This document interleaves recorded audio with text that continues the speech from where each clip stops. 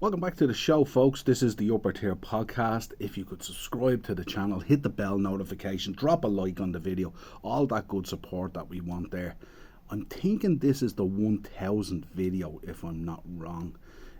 But let me check that out for you, because I want it to be a really good video. If it is the 1000th video, get some of the originals back on and have a bit of a panel show and stuff like that. But we're here this morning to talk a number of topics, not just transfers. Of course, we are on location here at Wrestling Mania in the lovely Stephen's Green. Couldn't do a show on the car this morning. I planned to do that, but the rain and the weather and all was just hopping off the car. So you probably wouldn't have even heard me properly anyway. Two good shows I did last night. I was on with Dele Gunner TV. Check out his channel. I was on with Warren from Warren's Team Talk. We were talking all things FII, John Delaney, Stephen Kenny, all that kind of stuff. We've done a couple of shows on it now. So go check that out, and of course subscribe to those boys' channels as well. And I was also on Henry Ray Baker's channel last night as well. We were talking about Liverpool and Liverpool's pre-season, and of course some of the stuff we're going to talk about now. Saudi's continual push to dominate world sports by signing and hoovering up all these players for massive amounts of money. So you can let us know your thoughts down in the comments for all these kind of things. But we'll start with Saudi Arabia. Looks like they're going to push for a mil for Jordan Henderson.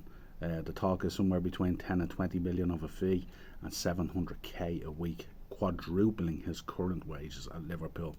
An offer you just can't refuse. There has been a bit of backlash from the LGBTQI plus community, and we can understand that. Jordan was an ambassador for it and stuff like that. And I'm sure that role that he plays will continue, and the funding will continue, and the push to get that stuff out there will continue. That's not going to change. His opinion and his thoughts and his morals on this thing haven't changed. But when an offer like that comes in for generational wealth, where you can secure the future of multiple generations of your family, I think it's very hard to refuse it. We're also hearing Fabinho could be on his way there as well, in a deal worth about 40 million and stuff like that. So punching quite a hole in our midfield. Also talk of Thiago, and exiting the building as well, with a move to Barcelona potentially on the cards. So Reds fans, let us know your thoughts on that. We did a show yesterday on the way home about it, but quite a hole punched in Liverpool's midfield. As I said yesterday in the Premier League, I don't think I've ever seen a rebuild of a midfield to this extent. But let us know your thoughts. Let's talk about...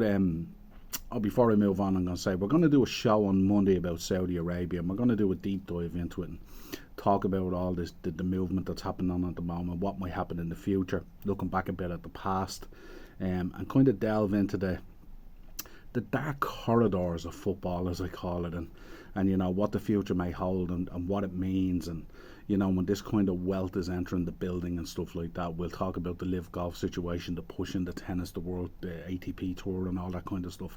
But we'll delve in what it means for football and stuff like that. So if any of you out there want to join me on that one, you're more than welcome to express your opinion in relation to Saudi Arabia and all these moves that are happening. We got to talk about Dele, of course, this morning. Gave that unbelievable interview last night to Gary Neville on the overlap. Kind of a different overlap, not the usual one, which is kind of jolly and upbeat and kind of fun and stuff like that. This was quite a serious one. He delved into, you know, the abuse that he had previously in his life and all those different pathways that led him to where he is, and trying to deal with it, and you know, the mental breakdown of all that kind of stuff. And it was a great interview, because of course our thoughts on Dele Alli as a footballer vary and stuff like that. And of course we watched the All or Nothing documentary, and the two highlights of that documentary, let's be honest, where, you know, Mourinho dressing down these players like Dele Alli, the confrontation with Danny Rose and stuff. They're the things we took out of it, and we smiled and we laughed about it at the time. But as we always say, we don't really know the background in football players of what's going on in their lives and what they're dealing with. We know we spoke about it a few weeks ago on the show, myself and Darren and stuff like that, but we can't understand or really understand the circle of that bubble and that pressure that you operate in. And if there's previous stuff that has gone on in your life that you haven't dealt with, and by not dealing with that, sometimes it can come back like this to haunt you, tear your career down, make you not be able to perform, at times not being able to even get out of bed. I mean, they spoke about this lad at 24 wanting to quit professional football and stuff like that and all. So it was kind of heartbreaking to listen to it, but it was refreshing that he's coming out the far end of it now, and he looks like he's carrying a knock or an injury or stuff like that, but he's ready to go again. He's hoping to get back onto a football pitch and stuff like that, and of course we wish him well in his return. But well worth checking out. It gives you like a different view to the human element of football as opposed to what we normally delve into. Let's get into some transfer news. Man United representatives have been meeting with Onana's representatives to try and tie down this deal. The deal is imminent at the moment. Apparently it's going to be about 50 million. I think with the David De Gea announcement, I think it's a deal that United just have to do. They can't afford to walk away from this. Not too many options there, and not too many options that you would want. But that's a big deal for them at the moment. Villa look like they're not stopping Unai Emery in the market. Now looking to tie down Moussa Diaby, 35 million from Leverkusen after signing Pau Torres the other day.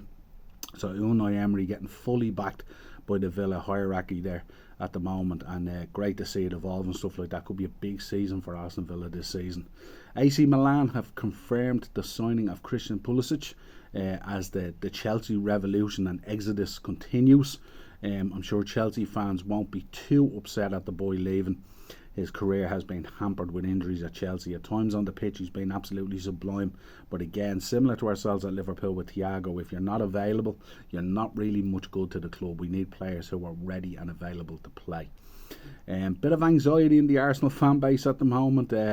Odegaard injured yesterday, and Trossard didn't play in the first season friendly where they drew 1-1, I think it was, with Nuremberg.